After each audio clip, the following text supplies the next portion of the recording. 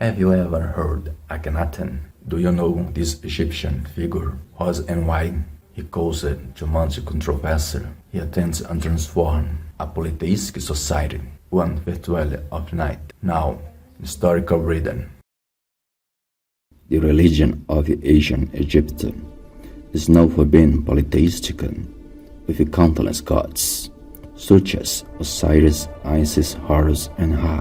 However, a pharaoh named Akhenaten, who also bore the royal title Amenhotep IV, together with his wife Nefertiti, decided to replace all Egyptian gods with a single one, Aten, the solar disk, symbol of life, truth, and love. This decision enraged the entire priesthood of Pharaohs.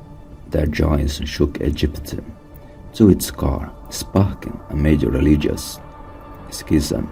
Egyptian polytheism had existed for over 3,000 years, and Aten's monotheism threatened to end all of the traditional mythology passed down through generations. Before Akhenaten rose to power, his father Amenhotep III ruled a prosperous and wealthy Egypt that enjoyed peace and stability. The focus was on prosperity and honoring the gods, especially Amun, who was the chief deity of Thebes, Egypt's main religious city. However, the growing power of Amun's priests began to worry the pharaohs. Akhenaten's mother already worshipped Aten, the solar disk, which likely influenced her son.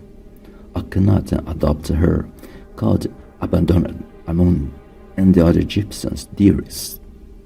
It's important to note that Aten was not created by Akhenaten.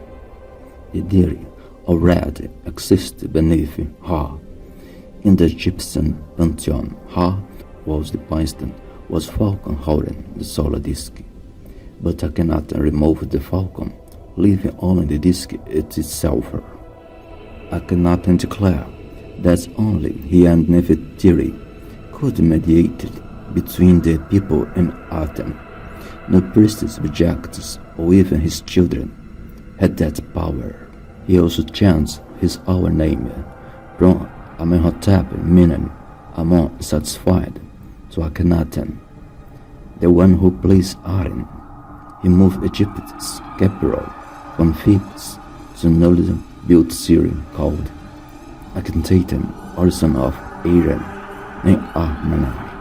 Akhenaten revolutionized Egyptian rituals by eliminating enclosed temples and introducing open ceremonies without processions, involved directing offerings to the single god Aten.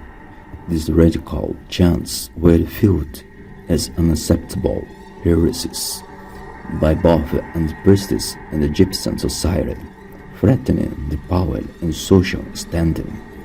As a result, Akhenaten came to be seen as a religious tyrant rather than a visionary reformer. His reign lasted about 17 years, and after his mysterious death, his religious revolution quickly collapsed. The Aten cult was abolished, its temple destroyed, and the city Akhetaten abandoned.